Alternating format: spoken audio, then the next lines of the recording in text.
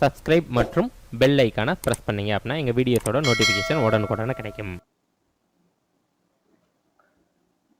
அனைத்து நண்பர்களுக்கும் ஆன்லைன் மேனியாவின் அன்பு வணக்கங்கள். நாம இன்றைக்கு பிப்ரவரி 22, 2024 என்ன மாதிரியான முக்கியமான நடப்பு நிகழ்வுகள் இருக்கு அப்படின்றதோடு சேர்த்து அது சார்ந்துள்ள ஸ்கூல் புக் கண்டென்ட் அப்புறம் ப்ரீவியஸ் இயர் கொஸ்டின் எல்லாம் கனெக்ட் பண்ணி கனெக்ஷன் வடிவில் தான் நம்ம ஒவ்வொரு நாளும் கரண்ட் அஃபேர்ஸ் கிளாஸஸை பார்த்து வந்துட்டு இருக்கோம்.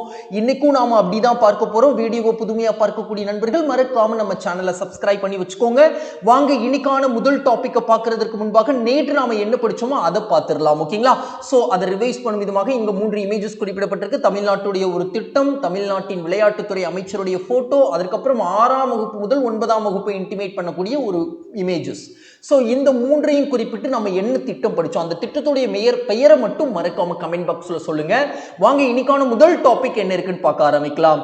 இந்திய வாக்காளர்களுக்கு பயன்படுத்தப்படும் அழியாத மை எந்த வேதிப்பொருளால் ஆனது அப்படின்னு கேட்டிருக்காங்க. ஓகேங்களா? சோ நாமெல்லாம் வாக்களித்த பிறகு நமது இடது கையில் இருக்கக்கூடிய ஆட்காட்டி விரல் என்ன பண்ணுவாங்க, இந்த அழியாத மையை பயன்படுத்துவாங்க. மறுமுறை நம்ம ஓட்டு போடக்கூடாது அப்படின்ற நோக்கத்திற்காக. ஓகேங்களா? சோ இது எந்த வேதிப்பொருளால் ஆனது? சில்வர் நைட்ரேட் அப்படின்ற வேதிப்பொருளால் ஆனது. சோ இந்த கேள்விக்கான சரியான விடை ஆப்ஷன் ஏ அப்படின்னு தெரியும். ஓகேங்களா? அப்ப கீழே குறிப்பிடப்பட்ட வேதிப்பொருள்லாம் எதனுடன் தொடர்புடையது? நாம என்ன ரிவைஸ் பண்ண போறோம் அப்படின்னா, சில்வர் அயோடைடு எதற்கு பயன்படுத்துறாங்க? சில்வர் அயோடைடு அப்படின்றது செயற்கை மலை உருவாக்கத்திற்கு பயன்படுத்துறாங்க. சோ சமீபத்திய காலங்களில் ரொம்ப நாளைக்கு முன்பு படிச்சோம், பாகிஸ்தான்ல முதல் முறையாக இந்த சில்வர் அயோடைடு பயன்படுத்தி மலையை உருவாக்குனாங்க அப்படின்னு விஷயம் படிச்சோம். ஓகேங்களா? சோ அதுக்கப்புறம் ரோடமின் பி அப்படின்ற வேதிப்பொருள் தமிழ்நாட்டுல இந்த பஞ்சு மிட்டாயில இளஞ்சிவப்பு நிறம் வருவதற்கும் குழந்தைகளை அதிகமாக கவருவதற்கும் அந்த நிறங்காட்டியாக ரோடமைன் பியை அதிகமாக பயன்படுத்துவதனால் புற்றுநோய் வர நேரிடும் அப்படின்னு சொல்லிட்டு தமிழ்நாட்டில் பஞ்சு மிட்டாய் தடை செய்யப்பட்டது. ஓகேங்களா? ஸோ அதை ரிவைஸ் பண்றோம். அதுக்கப்புறம் காப்பர் சல்பேட் அப்படின்றது காப்பர் சல்பேட்டுடைய மற்றொரு பெயர் அப்படின்னா பிளாஸ்டர் ஆஃப் பாரிஸ் அப்படின்னு சொல்லுவாங்க. இந்த பிளாஸ்டர் ஆஃப் பாரிஸ் எதுக்கு பயன்படுத்துறாங்க? சிலைகள் செய்வதற்கு பயன்படுத்துறாங்க. விநாயகர் சதுர்த்தி அப்போ பர்டிகுலரா விநாயகர் சிலை செய்வதற்கு பயன்படுத்துறாங்க. இதை நீர் பகுதிகளில் கரைப்பதனால் நீர் பகுதிகளில் மாசு ஏற்படுது அப்படின்னு சொல்லிட்டு இந்த சிலைகள் தடை செய்யப்பட்டது கடந்த ஆண்டு. ஓகேங்களா? சோ அதை நாம ரிவைஸ் பண்றோம். சோ காப்பர் சல்பேட் அப்படின்றதையும் பார்த்தாச்சு. தற்பொழுது நாம என்ன பார்த்திருக்கோம் அப்படின்னா, இந்திய வாக்காளர்களுக்கு பயன்படுத்தக்கூடிய அழியாதமை சில்வர் நைட்ரேட்டால் ஆனது அப்படின்னு தெரியும். ஓகேங்களா? சரிப்பா, ஏன்பா இப்ப நடப்பு நிகழ்வுகள்ல இதை பார்த்துட்டு இருக்கோம், என்ன நடந்திருக்கு அப்படின்றது தெரியணும்ல. சோ நடைபெற உள்ள தேர்தல், மக்களவை தேர்தல் நடைபெற இருக்கு. 26 லட்சம் மை குப்பிகள் அப்படின்றது பல்வேறு மாநிலங்கள் மற்றும் யூனியன் பிரதேசங்களுக்கு விநியோகம் செய்யப்பட்டிருக்கு. சோ இந்த அழியாத மை வாக்காளர்களுக்கு வைப்பதற்கு நோக்கம் என்ன? ஒரு நபர் மீண்டும் வாக்களிக்கும் மோசடியை தடுப்பதற்காக இந்த மை வைக்கப்படுது, அடையாளத்திற்காக. ஓகேங்களா? சோ இந்த மைய முதல்ல உருவாக்குனது யாரு? தேசிய இயற்பியல் ஆய்வகம் நியூ டெல்லியில இருக்காங்க. இவங்க தான் இதை உருவாக்கி இருக்காங்க. சோ ஒரு முறை நம்ம உடம்புல வைக்கப்பட்டது எந்த கெமிக்கல் சப்ஸ்டன்ஸை வச்சும் அந்த மையை அழிக்க முடியாது ஒரு குறிப்பிட்ட காலத்திற்கு. ஓகேங்களா? சோ தற்பொழுது தயாரிப்பது, இப்போ இந்த மையை உருவாக்குனது தேசிய இயற்பியல் ஆய்வகமாக இருந்தாலும் தற்பொழுது யார் தயாரிக்கிறா அப்படின்னா, மைசூரு பெயிண்ட்ஸ் அண்ட் வார்னஸ் நிறுவனம், ஒரு பொதுத்துறை நிறுவனம். ஓகேங்களா? சோ இவங்க தான் தயாரிக்கிறாங்க. தற்பொழுது எந்த மாநிலத்திற்கு இந்த மை பாட்டில்ஸ் அதிகமாக விநியோகம் செய்யப்பட்டிருக்கு அப்படின்னா, உத்தரப்பிரதேசத்திற்கு அதிகமாக விநியோகம் செஞ்சிருக்காங்க. ஏன்னா அங்கதான் அதிகமான வாக்காளர்கள் இருக்காங்க. அப்ப நாட்டிலேயே அதிகமான வாக்காளர்கள் எந்த மாநிலத்தில் இருக்காங்க கேட்டாங்களோ உத்தரப்பிரதேசம் சொல்லணும். 15.30 கோடி வாக்காளர்கள் இருக்காங்க. சோ குறைவான வாக்காளர்கள் நாட்டில் எந்த பகுதியில் இருக்காங்க? லட்சத்தீவு யூனியன் பிரதேசத்தில் இருக்காங்க. 57,500 வாக்காளர்கள் அப்படின்னு சொல்லணும். ஓகேங்களா? சோ இப்போ உங்களுக்கான கேள்வி என்னன்னா, தோராயமாக சொல்லுங்க, நம்ம தமிழ்நாட்டில் எவ்வளவு வாக்காளர்கள் இருக்காங்க அப்படின்றது. ஓகேங்களா?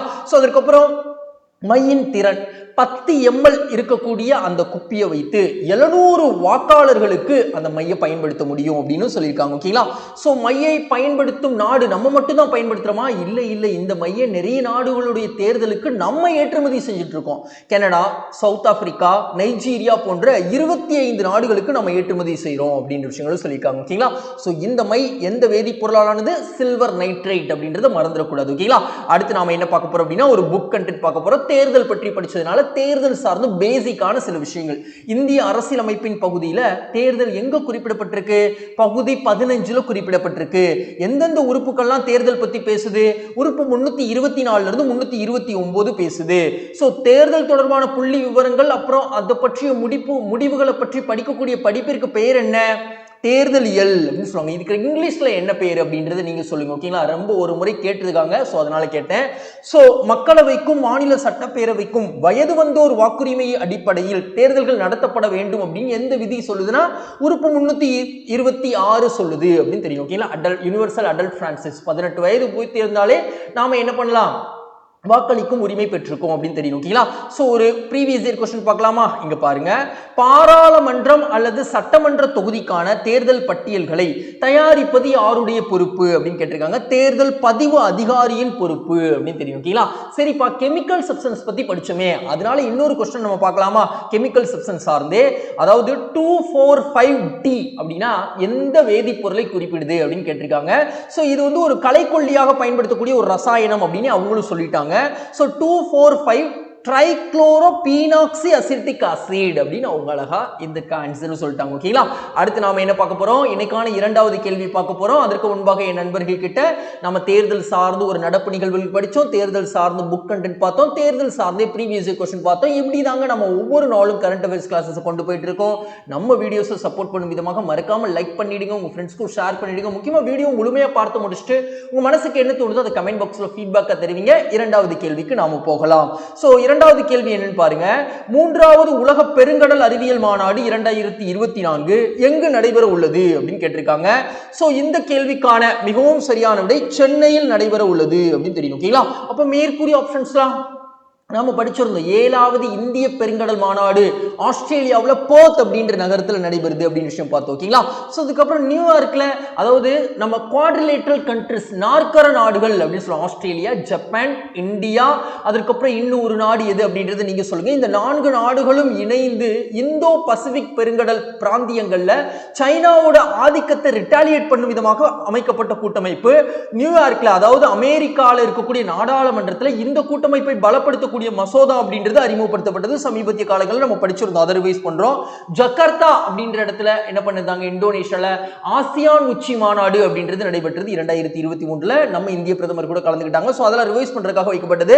சோ சென்னையில 3வது உலக பெருங்கடல் அறிவியல் மாநாடு 2024 நடைபெற இருக்கு அப்படின்னு விஷயம் பார்த்திருக்கோம். சோ மாநாட்டின் காலம் பிப்ரவரி 27 இருந்து 29 காலகட்டத்தில் நடக்குது. சோ நடைபெறும் இடம் சென்னையில பள்ளிக்கரணை அருகில் நடக்குது. ஓகேங்களா, சோ நடத்தும் அமைப்பு அப்படின்னு பார்த்தீங்கன்னா NIOT, national institute of ocean technology அப்படின்னு சொல்லக்கூடிய நிறுவனம், அதற்கப்புறம் சென்னை IIT நிறுவனம், விபா அமைப்பு, 3 பேரும் இணைந்து இந்த மாநாட்டை நடத்துறாங்க. சோ இந்த மாநாட்டிற்கான மைய கருத்து அப்படின்னா நீல பொருளாதாரத்தில் பெருங்கடல்களின் நிலையான பயன்பாடு சார்ந்த விஷயங்கள் தான் இந்த மாநாட்டிற்கான மைய கருத்தாக பார்க்கப்படுது. சோ இந்த மாநாட்டை தொடங்கி வைக்கக்கூடிய ஆள் அப்படின்னா TK ராமச்சந்திரன் அவர்கள், கப்பல் போக்குவரத்து துறை செயலர். ஓகேங்களா, செக்ரட்டரி அப்படின்னு தெரியும். சோ விவாதிக்கப்பட உள்ளவை என்ன விஷயங்கள்லாம் விவாதிக்க போறாங்க? கடல் தொழில்நுட்பங்களை எப்படி மேம்படுத்துவது, வளங்களை எப்படி பயன்படுத்துவது, காலநிலை மாற்றத்தை எப்படி எதிர்கொள்வது, சோ இந்த விஷயங்கள்லாம் விவாதிக்க போறாங்க அப்படின்னு சொல்றாங்க. சோ தற்பொழுது நம்ம என்ன பார்த்திருக்கோம், 3வது உலக பெருங்கடல் அறிவியல் மாநாடு சென்னை அருகில் பள்ளிக்கரணையில நடக்க இருக்கு அப்படின்னு விஷயம் பார்த்திருக்கோம். ஓகேங்களா, சரி, இப்போ நம்ம கடல் வளங்கள் சார்ந்து நம்ம ஸ்கூல் புக் கண்டென்ட்ல என்ன கொடுத்திருக்காங்கன்னு பார்க்கலாம். கடல் வளங்களை 3ஆக பிரிக்கிறாங்க. பொதுவாக ஆற்றல் வளங்கள், கனிம வளங்கள், உயிரியல் வளங்கள் அப்படின்னு சொல்லிருக்காங்க. அதற்கான எடுத்துக்காட்டும் கொடுத்திருக்காங்க. சோ அது போக இந்த கடல் சார்ந்த வளங்களை பற்றி ஆய்வு செய்வதற்கு எதுவும் நிறுவனம் இருக்கா? தேசிய கடல்சார் நிறுவனம், நேஷனல் இன்ஸ்டிடியூட் ஆஃப் ஓசனோகிராபி 1996 நிறுவப்பட்டது. இதோடைய தலைமையகம் கோவாவில் உள்ள டோனாஃபெலா அப்படின்னு சொல்ல இடத்துல இருக்கு. ஓகேங்களா, கடல்சார் அம்சங்கள், பெருங்கடல் பொறியியல், கடல் அகழாய்வு போன்றவற்றை பற்றி அறிந்து கொள்ள ஆராய்ச்சி மற்றும் ஆய்வுகளை இந்நிறுவனம் மேற்கொள்கிறது அப்படின்னு சொல்லிட்டாங்க. ஓகேங்களா, சோ அதை நம்ம தெரிஞ்சுக்கிட்டாச்சு. அடுத்து நாம என்ன பார்க்க போறோம் அப்படின்னா ஒரு ப்ரீவியஸ் இயர் क्वेश्चन கடல்கள் சார்ந்தே. ஓகேங்களா, அண்டார்டிகா மற்றும் ஆழ்கடல் ஆராய்ச்சிக்கான இந்திய தேசிய நிறுவனம் அமைந்துள்ள இடம் எது அப்படின்னு கேட்டிருக்காங்க. சோ இந்த கேள்விக்கான மிகவும் சரியான விடை கோவா அப்படின்னு தெரியும். ஓகேங்களா, சோ அடுத்து நாம என்ன பார்க்க போறோம், இன்றைக்கான 3வது கேள்வி NHAI அப்படின்னா என்னது? National highway authority of India அப்படின்னு சொல்லுவாங்க. ஓகேங்களா, அதாவது தேசிய நெடுஞ்சாலை ஆணையம் இருக்குல்ல, அந்த ஆணையத்தை போலவே மாநிலத்துக்கென தனி ஆணையத்தை உருவாக்கும் மாநிலம் எது அப்படின்னு கேட்டிருக்காங்க. இந்த கேள்விக்கான மிகவும் சரியான விடை நம்ம மாநிலம் தமிழ்நாடு தான். National highway authority of India மாதிரி, தேசிய நெடுஞ்சாலைகள் ஆணையம் மாதிரி மாநிலத்திற்கு ஒரு நெடுஞ்சாலை ஆணையம் இருக்கணும் அப்படின்னு சொல்லிட்டு அதற்கான மசோதா சட்டப்பேரவையில தாக்கல் செய்யப்பட்டிருக்கு. சோ மேற்கூறிய ஆப்ஷன்ஸ்லாம் சாலைகள்ல பாதுகாப்பான கேரளகம் அப்படின்னு சொல்லிட்டு ஒரு திட்டத்தை கொண்டு வந்து சாலைகள் இருக்கக்கூடிய சிக்னல்ல ஆர்டிபிஷியல் இன்டெலிஜென்ஸ் கேமரா பொருத்தி விபத்துக்களை குறைச்சிருக்காங்க கேரளா அப்படின்னு நம்ம ரொம்ப நாளைக்கு முன்னாடி படிச்சோம். ஓகேங்களா?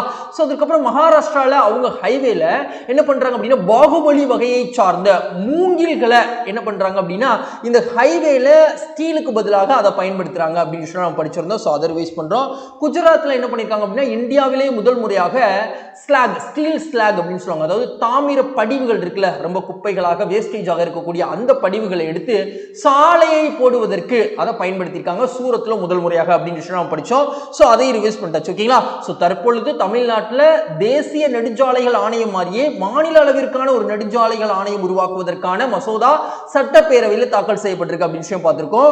சோ நடைபெற்றவை ஆணையத்திற்கான மசோதா சட்டப்பேரவையில் தாக்கல் செய்தது மாநில நெடுஞ்சாலைத்துறை அமைச்சர் அவர்கள் தான் தாக்கல் செஞ்சிருக்காங்க. ஆணையத்தின் சிறப்பு என்னன்னா பொதுத்துறையும் தனியார் துறையும் இணைந்து உருவாக்கக்கூடிய ஒரு அமைப்பாக பார்க்கப்படுது. தமிழ்நாடு மாநில நெடுஞ்சாலைகள் ஆணையத்துடைய நோக்கம் என்ன அப்படின்னா நெடுஞ்சாலைகளின் கட்டுமானம், மேம்பாடு, பராமரிப்பு மற்றும் மேலாண்மையை மேற்கொள்வதுதான் அதோடைய நோக்கமாக பார்க்கப்படுது. சோ வடிவமைப்பு, அதுக்கு ஸ்ட்ரக்சர் எப்படி இருக்கு அப்படின்னா ஒரு தலைவர், 3 முழு நேர உறுப்பினர், 3 பகுதி நேர உறுப்பினர்கள் கொண்டு 7 பேர் கொண்டு அது இயங்க போகுது அந்த ஆணையம் அப்படின்னு சொல்லியிருக்காங்க. சோ பணியாற்றக்கூடிய உறுப்பினர்களின் உச்சபட்ச வயது 62 அப்படின்னு சொல்லியிருக்காங்க. பணிகள் அப்படின்னு பார்த்தா இவங்க உடனடி மற்றும் நீண்ட கால திட்டங்களை தயாரிப்பாங்க, தனியாருடன் ஒப்பந்தத்தை மேற்கொள்வாங்க. இதெல்லாம் இவங்களுடைய திட்டமாக பார்க்கப்படுது. அடுத்து நாம என்ன பார்க்க போறோம்? National highway authority of India மாதிரி தானே என்ன பண்றாங்க ஒரு ஆணையத்தை உருவாக்குறாங்க. சோ அந்த ஆணையம் சார்ந்து நம்ம ஸ்கூல் புக்ல என்ன சொல்லிருக்காங்க பார்க்கலாம். இந்தியாவின் தேசிய நெடுஞ்சாலை ஆணையம் 1995 நிறுவப்பட்டது. தரைவழி போக்குவரத்து அமைச்சகத்தின் கீழே இயங்குது. ஒரு தன்னாட்சி பெற்ற ஆணையமாக பார்க்கப்படுது. சோ இந்தியாவுல மிகப்பெரிய நெடுஞ்சாலை, தேசிய நெடுஞ்சாலை NH44 வாரணாசியில இருந்து கன்னியாகுமரி வரைக்கும் அப்படின்னு சொல்றாங்க. சின்னது அப்படின்னா NH47A அப்படின்னு சொல்லுவாங்க. எர்ணாகுளத்திலிருந்து என்ன சொல்றாங்க கொச்சின் துறைமுகம் வரைக்கும் கிட்டத்தட்ட 6 கிலோமீட்டர் தான் வெல்லிங்டன் தீவை இணைக்கிறது அப்படின்னு சொல்றாங்க. தமிழ்நாட்டில் இருக்கக்கூடிய மிக சிறிய தேசிய நெடுஞ்சாலை எது அப்படின்றத மறக்காம கமெண்ட் பாக்ஸ்ல சொல்லுங்க. அடுத்து நாம என்ன பார்க்க போறோம் அப்படின்னா ஒரு ப்ரீவியஸ் இயர் क्वेश्चन பார்க்க போறோம். தமிழ்நாடு குடிசை பகுதி மாற்று வாரியத்தை தன்னாட்சி அமைப்பாக நிறுவிய அரசு எது அப்படின்றாங்க. திராவிட முன்னேற்ற கழகம் 2023ல கேட்கப்பட்டது. சோ இப்போ நாம என்ன பார்க்கிறோம்? மாநிலத்திற்கான தேசிய நெடுஞ்சாலை ஆணையம் மாதிரியே மாநிலத்திற்கான நெடுஞ்சாலை ஆணையம் அப்படின்றத உருவாக்குறாங்க. சோ எந்த பார்ட்டி அப்படின்னு கூட கேட்கலாம், அல்லது எந்த மாநிலம் அப்படின்னு கூட கேட்கலாம். அதற்கான ஒரு எடுத்துக்காட்டு தான் இது. ஓகேங்களா? தமிழ்நாடு குடிசை பகுதி மாற்று வாரியம் ஒரு அமைப்பு உருவாக்கி இருக்காங்க. அது யாரு அப்படின்னு கேட்டிருக்காங்க. ஓகேங்களா? சரி, அடுத்து நாம என்ன பார்க்க போறோம் அப்படின்னா இஸ்ரோ வந்து என்ன பண்ணிருக்காங்க அப்படின்னா CE20 அப்படின்னு சொல்லக்கூடிய ஒரு கிரையோஜெனிக் என்சைம் அதோடைய இறுதிக்கட்ட சோதனை வந்து மேற்கொள்ளப்பட்டிருக்கு. அது எங்க மேற்கொள்ளப்பட்டிருக்கு அப்படின்னு தான் கேட்டிருக்காங்க. சோ இந்த கேள்விக்கான மிகவும் சரியான விடை மகேந்திரகிரி, திருநெல்வேலி மாவட்டத்துல மகேந்திரகிரி அப்படின்ற இடத்துல தான் இந்த CE20 கிரையோஜெனிக் என்சைமோட இறுதிக்கட்ட சோதனை நடத்தப்பட்டிருக்கு. சோ அப்ப மேற்கூறிய ஆப்ஷன்ஸ்லாம் எதற்காக வைக்கப்படுது? ஸ்ரீஹரிகோட்டால என்ன பண்ணாங்க சமீபத்திய காலங்கள்ல GSLV F14 மூலமாக INSAT 3DS அப்படின்ற செயற்கைக்கோளை விண்ணிற்கு ஏவுனாங்க. நம்ம படிச்சிருக்கோம். ஓகேங்களா? திருவனந்தபுரம் இதற்கு முன்பாக கிரையோஜெனிக் என்ஜின் சோதனை திருவனந்தபுரத்தில் நடத்தப்பட்டது. ஓகேங்களா? சோ அதுக்கப்புறம் குலசேகரப்பட்டினம் நேற்று கூட என்ன செஞ்சாங்க, நேற்றுக்கு முதல் நாள் வந்து நார்மல் பட்ஜெட்ல சொன்னாங்க விண்வெளி பூங்கா தமிழ்நாட்டில் தூத்துக்குடியில குலசேகரப்பட்டினத்தில் அமைக்க இருக்காங்க அப்படின்னு விஷயம் படிச்சோம். ஓகேங்களா? சோ அதெல்லாம் ரிவைஸ் பண்றதுக்காக வைக்கப்பட்டது. திருநெல்வேலி மாவட்டம் மகேந்திரகிரியில CE20 கிரையோஜெனிக் என்ஜினோட இறுதிக்கட்ட சோதனை அப்படின்றது மேற்கொள்ளப்பட்டிருக்கு. சோதனையோட முடிவு எப்படி வந்திருக்கு அப்படின்னா வெற்றிகரமாக முடிக்கப்பட்டிருக்கு. 7வது கட்ட சோதனையாக இது பார்க்கப்பட்டது. காரணமான திட்டம் ககன்யான் திட்டத்திற்கான ஒரு சோதனையாக பார்க்கப்படுது. நோக்கம் ககன்யான் திட்டத்திற்கான நோக்கம் விண்ணிற்கு மனிதர்களை அனுப்புவது. எப்போ அனுப்ப போறாங்க? 2025ல விண்ணில எங்க போய் நிலைநிறுத்த போறாங்க ககன்யான் அந்த விண்கலத்தை அப்படின்னு பார்த்தோம்னா 400 கிலோமீட்டர் புவி தாழ்வட்ட பாதையில் நிறுத்த போறாங்க. சோ அனுப்பப்பட உள்ள மனிதர்கள் அப்படின்னு பார்த்தோம்னா 3 நபர்கள். பரிசோதிக்கப்பட்டவை அப்படின்னா கலனின் தாங்குதிறம், அதுக்கப்புறம் செயல்திறன், நிலைத்தன்மை போன்ற விஷயங்கள்லாம் பரிசோதிக்கப்பட்டிருக்கு. மிகவும் வெற்றிகரமாக இந்த சோதனை முடிவுற்றிருக்கு அப்படின்னு சொல்றாங்க. 2025ல ககன்யானை விண்ணில் ஏவுவதற்கு இது ஒரு பாசிட்டிவான விஷயமாக அமைந்திருக்கு. ஓகேங்களா? அடுத்து நாம என்ன பார்க்க போறோம் அப்படின்னா கிரியோஜெனிக் என்சின் சார்ந்தான படித்தோம். ஸோ கிரியோஜெனிக் என்சின்க்கு உறுதுணையாக இருந்த ஒரு நபரை பற்றி நம்ம ஸ்கூல் புக்ல இருந்து பார்க்க போறோம். அவங்களுடைய பேர் தான் முனைவர் கைலாசம் வடிவு சிவன் அப்படின்றவங்க. இவங்க நம்ம தமிழ்நாட்டை சார்ந்தவங்க. கன்னியாகுமரியில சரக்கல் விலை அப்படின்னு சொல்லக்கூடிய ஒரு சிற்றூர்ல பிறந்தவங்க. வானூர்தி பொறியியல் இளங்கலை பட்டத்தை 1980 முடிக்கிறாங்க. 82 முதுகலை பட்டம் பெறாங்க. எங்க பெங்களூர்ல, இளங்கலை பட்டம் சென்னையில, அதுக்கப்புறம் மும்பையில முனைவர் பட்டம், இந்திய விண்வெளி ஆராய்ச்சி நிலையத்தில் பணிபுரிகிறாங்க. 2006 முனைவர் பட்டம், 2018 இஸ்ரோவுக்கு தலைவராகவே வந்துடுறாங்க. ஓகேங்களா, 9வது தலைவர், 10வது தலைவர் தற்போது சோம்நாத் அவர்கள் இருக்காங்க. ஸோ அதுக்கப்புறம் இவங்க கிரியோஜெனிக் இயந்திர தொழில்நுட்ப மேம்பாட்டிற்காக சிறந்த பங்களிப்பாற்றியதற்காக இவங்களுக்கு ஒரு சிறப்பு பெயரே இருக்கு. இந்தியாவின் ராக்கெட் மனிதர் அப்படின்னு அழைக்கப்படுறாங்க. ஓகேங்களா, ஸோ அதுக்கப்புறம் இந்தியாவின் ஏவுகணை மனிதர்னா யாருன்னு நீங்க சொல்லுங்க. ஸோ 104 செயற்கைக்கோள் இஸ்ரோ செலுத்தி இவரது திறமைக்கு சான்றாக பார்க்கப்படுது. இவர் தலைவராக இருக்கும் பொழுது ஏவுனாங்க. ஓகேங்களா, சோ அதையும் நம்ம ரிவைஸ் பண்ணிட்டாச்சு. அடுத்து நாம என்ன பார்க்க போறோம் அப்படின்னா, ஒரு ப்ரீவியஸ் இயர் क्वेश्चन ககன்யான் திட்டம் சார்ந்து இஸ்ரோ வெளிப்படுத்தியுள்ள ககன்யான் திட்டத்துடைய நோக்கம் என்ன? 3 மனிதர்களை விண்வெளிக்கு அனுப்புவது அப்படின்னு தெரியும். ஓகேங்களா, அடுத்து நாம என்ன பார்க்க போறோம், 9வது ரைசினா உரையாடலில் தலைமை விருந்தினராக கலந்து கொண்டவர் யார் அப்படின்னு கேட்டிருக்காங்க. ஸோ இந்த கேள்விக்கான மிகவும் சரியான விடை கிரியோகோஸ் மிட்சோடாகிஸ் அப்படின்றவங்க. யார் அவங்க? கிரீஸ் நாட்டுடைய பிரதமர். இந்தியாவுக்கு 2 நாள் அரசு முறை பயணமாக வந்திருக்காங்க.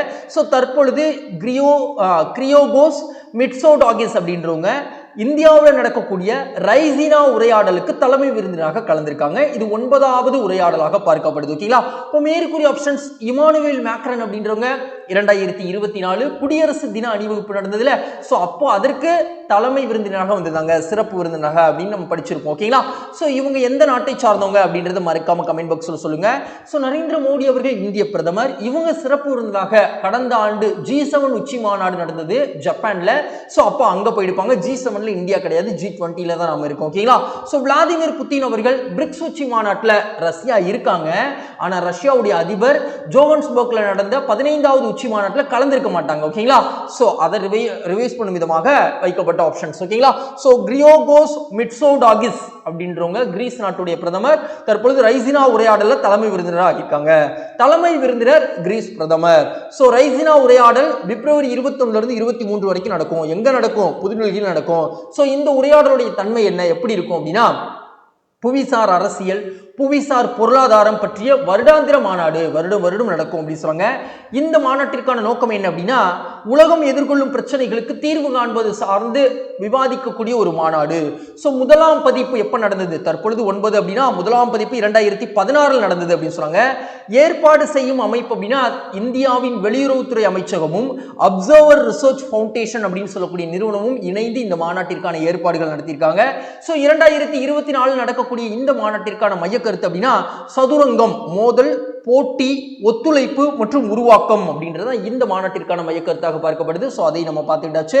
அடுத்து நம்ம என்ன பார்க்க போறோம் அப்படின்னா, ஒரு ப்ரீவியஸ் இயர் क्वेश्चन. இப்போ இந்த ரைசினா உரையாடலுக்கான நோக்கமே உலகம் எதிர்கொள்ளும் பிரச்சனைகளுக்கு தீர்வு காண்பது. எப்படி ஒவ்வொரு ஆண்டும் உலகம் எதிர்கொள்ளும் முதன்மை பிரச்சனையாக பார்க்கப்படக்கூடிய காலநிலை மாற்றம் சார்ந்து தீர்வு காண்பதற்காக ஒரு மாநாடு நடக்கும். அதுதான் என்னது அப்படின்னா பருவநிலை மாற்றம் தொடர்பான பன்னாட்டு அரசுகளின் கூட்டமைப்புக்கான மாநாடு ஐநா நடத்துவாங்க. ஓகேங்களா, ஸோ 2021 எங்க நடந்தது அப்படின்னு கேட்டிருக்காங்க. கிளாஸ்கோல நடந்தது. 2022 எஜிப்தில் நடந்தது, ஷார்மல் ஷேக் அப்படின்ற இடத்துல நடந்தது. 2023 துபாயில் நடந்தது. நம்ம இதெல்லாம் படிச்சிருக்கோம், அதெல்லாம் ரிவைஸ் பண்ணிக்கிறோம். ரொம்ப முக்கியமான மாநாடுகள். ஓகேங்களா, அடுத்து நாம என்ன பார்க்க போறோம் அப்படின்னா, இந்தியாவில் சூரிய சக்தி மின் நிலையம் நிறுவுத்திறனில் முதலிடத்தில் உள்ள மாநிலம் எது அப்படின்னு கேட்டிருக்காங்க. ராஜஸ்தான் முதலிடத்தில் இருக்கு, 2ஆம் இடத்துல குஜராத் இருக்கு, 3ஆம் இடத்துல கர்நாடகா இருக்கு, 4ஆம் இடத்துல நம்ம தமிழ்நாடு இருக்கு அப்படின்னு தெரியும். ஓகேங்களா, சோ இந்தியாவில் சூரிய சக்தி மின் நிலையம் நிறுவுதிறனில் 4ஆம் இடத்துல தமிழ்நாடு இருக்கு அப்படின்னு விஷயம் பார்த்திருக்கோம். சோ நம்மளுடைய திறன் எவ்வளவு சொல்றாங்க? 7426 மெகாவாட் மின் உற்பத்தி சூரிய ஆற்றல் மூலமாக ப்ரொடியூஸ் பண்றோம். சோ இதுல மொத்தம் மின் உற்பத்தி பண்றோம். சூரிய சக்தியின் பங்கு அப்படின்னு பார்த்தோம்னா 449 மெகாவாட் அப்படின்னு சொல்றாங்க. ஓகேங்களா, சோ இங்கேயே சொல்லிட்டாங்க சூரிய சக்தி மின் நிலையம் நிறுவுதிறன் அப்படின்னு சொல்லிட்டாங்க. இதுல நம்ம 4வது இடம். சோ சூரிய சக்தி மின் திறன் தான் மொத்தம் 7426 மெகாவாட். அதுல இந்த ரூஃப் டாப் அப்படின்னு சொல்லுவாங்க. ஓகேங்களா, என்ன அப்படின்னா மேற்கூரை அப்படின்னு சொல்லுவாங்க. ஸோ இப்போ ஒரு பில்டிங் இருக்கு அப்படின்னா அந்த மேற்கூரையில சோலார் பேனல் வச்சு சோலார் பவரை எடுப்பாங்க. ஸோ அதோடைய சூரிய சக்தி திறன் தான் 449 மெகாவாட். கிளியரா சொல்லிட்டேன்னு நினைக்கிறேன். ஓகேங்களா, ஸோ புவியியல் சாதகம் அப்படின்னு பார்த்தோம்னா தமிழ்நாட்டில் ஆண்டுக்கு 300 நாட்கள் வரை சூரிய சூரிய வெளிச்சம் கிடைக்கிறது. அதனால நம்மளால இன்னும் அதிகமாக சோலார் பேனல் மூலமாக சூரிய ஆற்றலை மின்னாற்றலாக மாற்றக்கூடிய வல்லமை படைத்த ஒரு புவியியல் சாதகம் நம்ம கிட்ட இருக்கு அப்படின்னு சொல்றாங்க. சோ புதிய இலக்கு தமிழ்நாடு கவர்மெண்ட் நிர்ணயிச்சிருக்காங்க. என்ன அப்படின்னா 25 லட்சம் வீட்டு கூரைகளில் சூரிய சக்தி மின் உற்பத்தி நிலையத்தை அமைப்பது அப்படின்னு சொல்லிட்டு ஒரு இலக்கு வச்சிருக்காங்க. காரணம் என்ன அப்படின்னா 2024 ஜனவரி மாசம் இந்திய பிரதமர் அவர்கள் ஒரு திட்டத்தை வந்து முன் வச்சிருப்பாங்க. அந்த திட்டத்துடைய பேர் என்ன அப்படின்னா PM சூரியகர் முக்த் பிஜ்லி யோஜனா அப்படின்னு சொல்லுவாங்க. ஓகேங்களா? சோ 1 கோடி வீடுகள்ல இந்தியாவில் வந்து இந்த சூரிய மேற்கூரைகள் சூரிய பேனல்கள் வந்து மேற்கூரைகள் அமைக்கணும் அப்படின்னு சொல்லிட்டு 75,000 கோடி ஒதுக்கப்பட்டிருக்கும். அது போக 2026க்குள்ள 40 ஜிகாவாட் சூரிய மின் உற்பத்தியை நம்ம ப்ரொடியூஸ் பண்ணணும் அப்படின்ற ஒரு இலக்கை வச்சிருப்பாங்க மத்திய அரசு. சோ அந்த திட்டத்தில் அதிக பெனிஃபிஷியரியை தமிழ்நாடு கொண்டு வரணும் அப்படின்றதுக்காகவே நம்ம தமிழ்நாடு ஒரு தனிப்பட்ட இலக்கு வச்சிருக்காங்க. 25 லட்சம் வீடு கூரைகள்ல சூரிய மின் உற்பத்தி நிலையத்தை அமைக்கணும் அப்படின்னு சொல்லிட்டு. ஓகேங்களா? சோ மின் திறனுக்கு ஏற்ப மானியமும் கொடுக்குறாங்க. இப்போ நம்ம 1 கிலோவாட் ப்ரொடியூஸ் பண்ணக்கூடிய ஒரு சூரிய மின் நிலையத்தை மேற்கூரைகள் அமைக்கிறோம் அப்படின்னா 30,000 ரூபாய் மானியம் மத்திய அரசு அறிவிச்சிருக்காங்க. 2 கிலோவாட்டா இருந்தா 60,000, 3 கிலோவாட்டாக இருந்தா 78,000 அறிவிச்சிருக்காங்க. ஓகேங்களா? சோ அதையும் நம்ம தெரிஞ்சுக்கிட்டாச்சு. அடுத்து நாம என்ன பார்க்க போறோம் அப்படின்னா சூரிய ஆற்றல் சார்ந்து நம்ம புக்ல என்ன சொல்லியிருக்காங்க. சூரிய ஆற்றல் அப்படின்றது ஒரு இயக்க முறை அடிப்படையில் மின்சாரமாக மாற்றப்படுது அப்படின்னு சொல்லிட்டாங்க. ஆனா இது இப்போதான் அண்மை காலத்துல தான் ரொம்ப ட்ரெண்ட் ஆயிருக்கு. அதற்கு முன்பாக இந்த தொழில்நுட்பம்லாம் நம்ம கிட்ட கிடையாது. சூரிய மின்கலன்கள் உற்பத்தியில அமெரிக்கா தான் முதலெடுத்து இருக்காங்க அப்படின்னு சொல்லிட்டாங்க. ஏன்னா அந்த மின்கலன் இருந்தாதான் சூரிய ஆற்றலை மின்னாற்றலா மாற்ற முடியும். சோ அதை ப்ரொடியூஸ் பண்ணக்கூடிய நாடு அப்படின்னா முதன்மை நாடாக அமெரிக்கா இருக்காங்க. சோ சூரிய மின்னாற்றல் உற்பத்தியை பொறுத்த வரைக்கும் இந்தியா வந்து அல்வோர் வேகமாக வளர்ந்து வந்துட்டு இருக்காங்க. 26 ஜிகாவாட் தான் 2018 ப்ரொடியூஸ் பண்ணிருக்காங்க. 2014 வெறும் மெகாவாட்ல தான் 2650 மெகாவாட் தான் நம்ம ப்ரொடியூஸ் பண்ணோம். 2018 20 ஜிகாவாட் ப்ரொடியூஸ் பண்ணிட்டோம். சோ வேகமா வளர்ந்து வந்துட்டு இருக்கோம் அப்படின்னு சொன்னாங்க. சோ நிலக்கரியின் மூலமாக மின்சாரம் கிடைப்பதை விட சூரிய ஆற்றல் மூலமாக மின்சாரம் கிடைப்பது நமக்கு சீப் அண்ட் பெஸ்டா இருக்கு அப்படின்ற விஷயங்கள் சொல்லியிருப்பாங்க. கிட்டத்தட்ட காஸ்ட் வந்து 18% நமக்கு குறையுது அப்படின்ற விஷயங்கள் சொல்லியிருக்காங்க. ஓகேங்களா? அடுத்து நம்ம என்ன பார்க்க போறோம் அப்படின்னா ஒரு ப்ரீவியஸ் இயர் क्वेश्चन தமிழ்நாட்டில் இருக்கக்கூடிய சூரிய பேனல் சார்ந்த ஒரு கேள்வி. ஓகேங்களா? தமிழகத்தில் உள்ள எந்த நகரத்தில் 25.3 மெகாவாட் டிசினா என்னது நேர்முக கரண்ட், ஓகேங்களா, டைரக்ட் கரண்ட் அப்படி சொல்லுவாங்க, 22 மெகாவாட் ஏசி அல்டர்னேட்டிங் கரண்ட் திறன் கொண்ட மிதக்கும் சூரிய மின்சக்தி நிலையம் தொடங்கப்பட்டது? தூத்துக்குடி அப்படின்னு தெரியும். ஓகேங்களா? இப்போ உங்களுக்கான கேள்வி என்னன்னா நாட்டிலேயே மிகப்பெரிய மிதக்கும் சோலார் பேனல் எங்க அமைச்சிருக்காங்க, எந்த மாநிலத்தில் அப்படின்றத நீங்க சொல்லுங்க. ஓகேங்களா? அடுத்து நாம என்ன பார்க்க போறோம் அப்படின்னா தமிழ்நாடு மாநில மகளிர் கொள்கை 2024 குறிக்கோள்களில் சரியானவற்றை தேர்வு செய்க. ஆப்ஷன் ஏ சொல்றாங்க பாலின உணர்திறன் கல்வி பற்றி இந்த குறிக்கோள்ல பேசப்பட்டிருக்கா? கண்டிப்பா பேசப்பட்டிருக்கு, சரிதான். பெண் குழந்தைகள் இடைநிற்றலை குறைக்கணும் அப்படின்னு சொல்லியிருக்காங்களா? ஆமா சொல்லியிருக்காங்க. வளரிளம் பெண் ஆரோக்கியம் சார்ந்த விஷயங்களை குறிக்கோளாக வச்சிருக்காங்களா? ஆமா வச்சிருக்காங்க. வேலை வாய்ப்புகளை பெண்களுக்கு அதிகப்படுத்தணும் அப்படின்ற விஷயங்கள் சொல்லியிருக்காங்களா? ஆமா சொல்லியிருக்காங்க. அப்ப கொடுக்கப்பட்ட அத்துணை விஷயங்களும் சரி. அப்ப தமிழ்நாட்டில் தற்பொழுது மாநில மகளிர் கொள்கை அப்படின்றது தமிழ்நாட்டு முதல்வர் அவர்களால் ரிலீஸ் பண்ணப்பட்டிருக்கு. ஓகேங்களா? சோ இது சார்ந்த விவரங்களை பார்க்கலாம். கொள்கையை வெளியிட்டது தமிழக முதல்வர். இந்த கொள்கையை தயாரித்தது சமூக நலத்துறை தான் தயாரிச்சிருக்காங்க. இந்த கொள்கை எதன் அடிப்படையில் தயாரிக்கப்பட்டது? சமூக நீதி, சமத்துவம், பெண்களுக்கு அதிகாரம் அளித்தல், இந்த 3 அடிப்படை கொள்கைகளை வச்சு இந்த கொள்கை வந்து பேஸ் பண்ணி தயாரிச்சிருக்காங்க அப்படின்னு சொல்றாங்க. சோ இந்த கொள்கைக்கான கால அளவாக 10 ஆண்டுகள் சொல்றாங்க. மறு ஆய்வு காலம் அப்படின்னா 5 ஆண்டுகளுக்கு அப்புறம் மறு ஆய்வு செய்யப்படும் அப்படின்ற விஷயங்கள் சொல்லியிருக்காங்க. சோ குறிக்கோள்கள்ல முதன்மையான விஷயங்கள் என்ன சொல்றாங்க அப்படின்னா அமைப்பு சார்ந்த ஒரு தொழில் நிறுவனமோ இல்ல அமைப்பு சாராத தொழில் நிறுவனமோ அதுல பணிபுரியக்கூடிய பெண்களுக்கு பாதுகாப்பு அளிக்கணும் அப்படின்றது முதன்மை குறிக்கோளாக சொல்றாங்க. சிறு தொழில்கள் பண்ணக்கூடிய பெண்களுக்கு முயற்சிக்கு நம்ம ஆதரவு தெரிவிக்கணும் அப்படின்னு சொல்றாங்க. டிஜிட்டல் கல்வி அறிவு பெண்களிடையே புகுத்தணும், பாலின இடைவெளியை குறைக்கணும், அதே மாதிரி கடன் வசதிகள் பெண்கள் பெறுவதற்கான நிறுவன கடன் வசதிகளை நம்ம அளிக்கணும், அதுக்கப்புறம் திறன் மேம்பாட்டு பயிற்சி அளிக்கணும், அரசியல் களத்தில் மகளிர் பங்கேற்பை அதிகப்படுத்தணும், இந்த விஷயங்கள்லாம் சொல்றாங்க. மாவட்ட அளவில் மாவட்ட ஆட்சியரின் தலைமையில 2 மாதங்களுக்கு ஒரு முறை மகளிர் சார்ந்த முன்னேற்றங்களை ரிவ்யூ பண்ணணும். அதுக்கப்புறம் தலைமைச் செயலாளரின் அடிப்படையில் அவர் தலைமையா வச்சு 6 மாதத்திற்கு ஒரு முறை மறு ஆய்வு செய்யணும். இந்த கொள்கையை எப்படி டெவலப்மெண்ட் பாதையில போகுதா அப்படின்றதெல்லாம் சொல்றாங்க. ஓகேங்களா?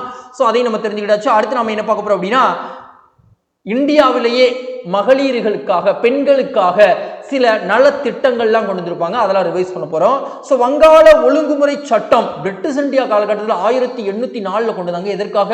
பெண் சிசு கொலையை ஒழிப்பதற்காக. ஒழுங்குமுறை சட்டம் 1829 கொண்டு வந்தாங்க. எதுக்கு? சதியை ஒழிப்பதற்காக. ஸோ இந்து விதவை மறுமண சட்டம் 1856 கொண்டு வந்திருக்காங்க, விதவைகள் மறுமணம் செய்வதற்கு அனுமதி கொடுப்பதற்காக. உள்நாட்டு திருமண சட்டம் 1872 படி குழந்தை திருமணம் தடை செய்யப்பட்டது. சாரதா சட்டம் 1930 படி திருமண வயது குழந்தைகளுக்கு உயர்த்தப்பட்டது அப்படின்னு சொல்றாங்க. ஓகேங்களா? சிறுவர் சிறுமிகள் அப்படின்றவங்களுடைய திருமண வயது உயர்த்தி இருக்காங்க. தேவதாசி ஒழிப்பு சட்டம் 1947 தேவதாசி முறை ஒழிக்கப்பட்டது. இது தமிழ்நாட்டில் கொண்டு வந்தாங்க. இதற்கு முன்மாதிரியாக இந்த சட்டம் கொண்டு வருவதற்கு உறுதுணையாக இருந்த நபருடைய பெயர் தெரிஞ்சா மறக்காம கமெண்ட் பாக்ஸ்ல சொல்லுங்க. அடுத்து நாம என்ன பார்க்க போறோம் அப்படின்னா, ஒரு ப்ரீவியஸ் இயர் கொஸ்டின் பார்க்க போறோம். சோ பெண்கள் சார்ந்தே. ஓகேங்களா? எந்த திட்டம் வன்முறையால் பாதிக்கப்பட்ட பெண்களுக்கான ஒருங்கிணைந்த உதவிகளை பெற்றுத் தருவது, பாதிக்கப்பட்ட பெண்களை கவனித்தல், மனநிலை மேம்பாடு சட்டம், பொது மற்றும் தனியார் அமைப்புகளுடன் இணைந்து செயல்படுதல் போன்ற விஷயங்கள்ல கான்சென்ட்ரேட் பண்ணுது அப்படின்னு கேட்டிருக்காங்க. சகி அப்படின்னு தெரியும். ஓகேங்களா? சோ அதை நம்ம தெரிஞ்சுக்கிட்டாச்சு. அடுத்து நாம என்ன பார்க்க போறோம்? தேசிய அருங்காட்சியகத்தில் உள்ள கபிலவஸ்து நினைவு சின்னம் எந்த நாட்டிற்கு எடுத்து செல்லப்பட உள்ளன அப்படின்னு கேட்டிருக்காங்க. தாய்லாந்து நாட்டிற்கு எடுத்து செல்லப்பட உள்ளன. அப்போ மேற்கூறிய ஆப்ஷன்ஸ்லாம் எதற்காக வைக்கப்பட்டது? அபுதாபி நம்ம படிச்சோம். அதாவது என்ன படிச்சோம்? இந்திய பிரதமர் அவர்கள் அபுதாபியில முதல் ஹிந்து கோவிலை தொடங்கி வச்சாங்க அப்படின்னு விஷயம் பார்த்தோம். ஓகேங்களா? அமெரிக்காவில் உலகிலேயே ஒரு மிகப்பெரிய ஹிந்து கோவில், இரண்டாவது மிகப்பெரிய இந்து கோவில் அமெரிக்கால மேரிலாண்ட் அப்படின்ற இடத்துல தொடங்கினாங்க அப்படின்னு விஷயம் பார்த்தோம். ஓகேங்களா? சோ நினைவு சின்னம் சட்டங்கள் இந்தியாவில் எதுவும் போடப்பட்டிருக்கா? நினைவு சின்னங்களை பாதுகாப்பதற்கு, தொல்பொருட்களை பாதுகாப்பதற்கு இந்தியாவில் எந்த மாதிரி சட்டம் போட்டிருக்காங்களா? அந்த சட்டத்துடைய வருஷம் தெரிஞ்சா மறக்காம சொல்லுங்க. 9th சோசியல் சயின்ஸ் புக் பிடிச்சிருந்தா கண்டிப்பா சொல்லிடலாம். சோ சொல்லுங்க. ஓகேங்களா? அடுத்து நாம என்ன பார்க்க போறோம் அப்படின்னா, கபிலவஸ்து சின்னம் புத்தரின் 4 எலும்பு துண்டுகள் அந்த சின்னத்தில் இருக்கும் அப்படின்னு சொல்றாங்க. சிறப்பு என்ன அப்படின்னா, 30 ஆண்டுகளுக்கு பிறகு தாய்லாந்து நாட்டுக்கு எடுத்து செல்லப்படுகிறது அப்படின்னு சொல்றாங்க. கபிலவஸ்து அப்படின்றது எதை குறிப்பிடுது அப்படின்னா, பழங்காலத்து நகரம் உத்தரப்பிரதேசத்தில் இருந்ததுன்னு சொல்றாங்க. பிரிட்டிஷ் இந்தியர் காலகட்டத்தில் 1898 இந்த நினைவு சின்னம் அப்படின்றது கண்டெடுக்கப்பட்டிருக்குன்னு சொல்றாங்க. வில்லியம் கிளாக்ஸ்டன் அப்படின்ற ஒரு மூலமாக கண்டெடுக்கப்பட்டது. சோ புத்தர் அவர்கள் முக்தி அடைந்த இடம் அப்படின்றது குசி நகர் அப்படின்னு சொல்றாங்க. இந்த குசி நகர்ல ஒரு ஸ்தூபி இருந்தது அப்படின்னு சொல்றாங்க. ஓகேங்களா? சோ அந்த ஸ்தூபி அதற்கு கீழே தான் வந்து இந்த நினைவு சின்னங்கள்லாம் கண்டெடுக்கப்பட்டது அப்படின்னு சொல்றாங்க. ஓகேங்களா? சோ தற்பொழுது நாம என்ன பார்த்திருக்கோம்? கபிலவஸ்து நினைவு சின்னம் 30 ஆண்டுகளுக்கு பிறகு தாய்லாந்து நாட்டிற்கு எடுத்து செல்லப்படுகிறது அப்படின்னு பார்த்தோம். சோ புத்தர் சார்ந்து பார்த்ததுனால புத்தரின் வாழ்க்கை சார்ந்த ஓரிரு தகவல்கள் ரொம்ப முக்கியமான ஒரு தகவல்கள். ஓகேங்களா? சோ புத்தர் வந்து சாக்கிய இனக்குழுவின் அரசர் சுத்தோதனர் மற்றும் மாயாதேவி அவர்களுக்கு மகனாக பிறந்திருக்காரு. இவருடைய இயற்பெயர் அப்படின்னா சித்தார்த்தர். 6 தந்தங்கள் கொண்ட வெள்ளை யானை தன் கருப்பையில் புகுவதாக இவர் பிறக்கிறதுக்கு முன்பாகவே உங்களுடைய தாயார் வந்து கனவு கண்டிருக்காங்க. சோ அப்போ அறிஞர்கள்லாம் என்ன சொல்லியிருக்காங்க அப்படின்னா, பிறக்கக்கூடிய குழந்தைகள் ஒன்னு பேரரசனாக இருக்கணும், இல்ல ஆசிரியனாக இருக்கணும் அப்படின்னு சொல்லியிருக்காங்க. ஓகேங்களா? சோ அதுக்கப்புறம் மகாமயா தங்கள் தாய் வீடு செல்லும் பொழுது, அவங்க தாயார் வந்து தாய் வீடு செல்லும் வழியில் கபிலவஸ்துவிற்கு அருகில் உள்ள லும்பினியில் ஒரு பூங்காவில் சித்தார்த்தர் பிறந்தார் அப்படின்னு சொல்லிட்டாங்க. இவருடைய மனைவியின் பெயர் யசோதரா அப்படின்னு சொல்லிட்டாங்க. இவருடைய மகனின் பெயர் ராகுலன் அப்படின்னு சொல்லிட்டாங்க.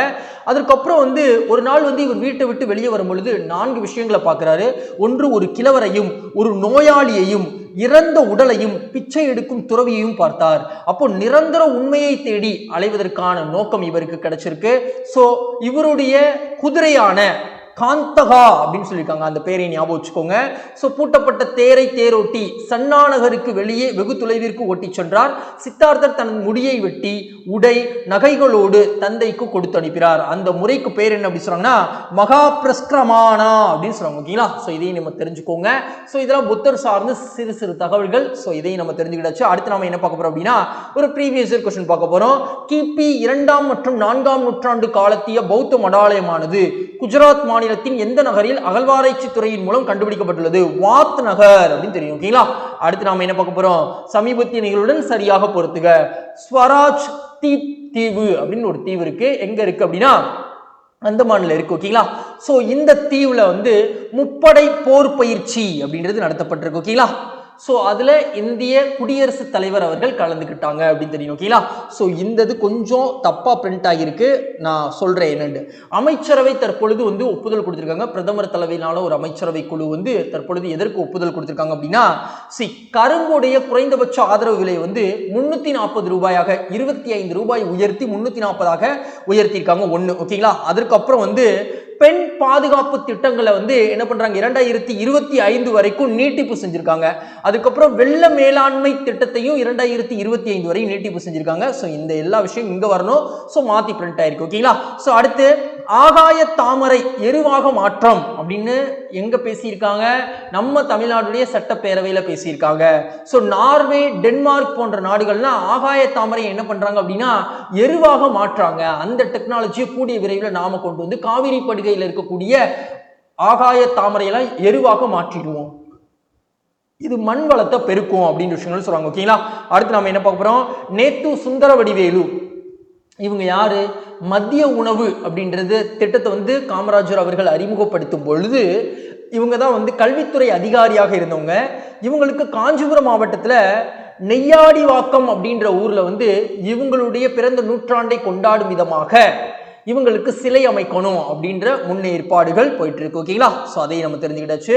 அடுத்து நாம என்ன பார்க்க போறோம் அப்படின்னா ஒரு ப்ரீவியஸ் கொஸ்டின், இந்தியாவின் உண்மையான அதிகாரம் யாரிடம் புதிந்து காணப்படுகிறதுன்னு கேட்டிருக்காங்க. அமைச்சர்கள் குழு அப்படின்னு தெரியணும். அடுத்து என்னது, டெரர் ஆஃப் பெங்கால், வங்காள பயங்கரவாதி அப்படின்னு எதை சொல்றாங்க, ஐகோர்னியா தாவரம், கிட்டத்தட்ட ஆகாய தாமரை மாதிரி தான் இருக்கும். ஓகேங்களா? அடுத்து ஆசிய டிராக் சைக்கிளிங் சாம்பியன்ஷிப் போட்டி எங்கு தொடங்கியுள்ளது அப்படின்னு கேட்டிருக்காங்க. இந்தியாவில் நியூ டெல்லியில தொடங்கி இருக்கு. அப்ப மேற்கூறிய ஆப்ஷன்ஸ் சீனால ஹாங்சு அப்படின்ற இடத்துல ஆசிய தடகள போட்டி அப்படின்றது கடந்த ஆண்டு நடந்தது. ஓகேங்களா? சோ அதுக்கப்புறம் ஈரான்ல உள்ளரங்கு தடகள போட்டி டெக்ரைன்ல நடந்துட்டு இருக்கு. ஓகேங்களா? சோ இலங்கையில ஆசிய கிரிக்கெட் போட்டி அப்படின்றது கடந்த ஆண்டு நடந்தது. பாகிஸ்தான் நடைபெற இருப்பது இலங்கையோட அலைடாக நடத்துறாங்க, இந்திய அணி பாகிஸ்தானுக்கு போவாததுனால. ஓகேங்களா? சோ இதெல்லாம் நம்ம படிச்சிருக்கோம். சோ ரிவைஸ் பண்ணிட்டாச்சு. அடுத்து நாம என்ன பார்க்க போறோம், ஒரு குயிக் ரிவிஷன்ஸ். அழியாத மை, வாக்காளர்களுக்கு இந்தியாவில் செலுத்தக்கூடிய மை எந்த வேதிப்பொருளானது, சில்வர் நைட்ரேட் அப்படின்னு பார்த்திருக்கோம். உலக பெருங்கடல் அறிவியல் மாநாடு சென்னை பள்ளிக்கரணை நடக்க இருக்கு.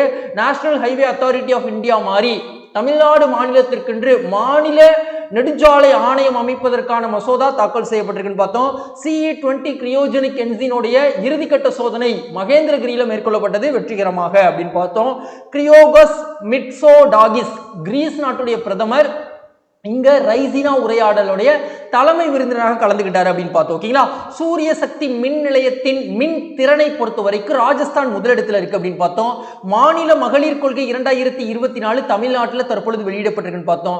கபிலவஸ்து நினைவு சின்னம் 30 ஆண்டுகளுக்கு பிறகு தாய்லாந்திற்கு கொண்டு செல்றாங்க அப்படின்ற விஷயம் பார்த்தோம். நேத்து சுந்தரவடிவேல் அவர்களுக்கு காஞ்சிபுரம் மாவட்டத்தில் நெய்யடிவாக்கம் அப்படின்ற ஊர்ல வந்து சிலை நிறுவுவதற்கான போக்கு போயிட்டு இருக்கு அப்படின்னு விஷயம் பார்த்தோம். இவருடைய நூற்றாண்டை முன்னிட்டு சோ ட்ராக் சைக்கிளிங் சாம்பியன்ஷிப் போட்டி இந்தியாவில் நடைபெறுது அப்படின்னு விஷயம் பார்த்தோம். ஆசிய அளவிலான ஒரு போட்டி. சோ இன்னைக்கான தகவல் முடிஞ்ச ஃப்ரெண்ட்ஸ். இந்த வீடியோ உங்களுக்கு பிடிச்சிருந்தது அப்படின்னா மறக்காம லைக் பண்ணிடுங்க, உங்க ஃப்ரெண்ட்ஸ்க்கு ஷேர் பண்ணிடுங்க. முக்கியமா வீடியோ எப்படி இருந்தது அப்படின்றத கமெண்ட் பாக்ஸ்ல தெரிவிங்க. தேங்க்யூ. நாளைக்கு சந்திக்கலாம்.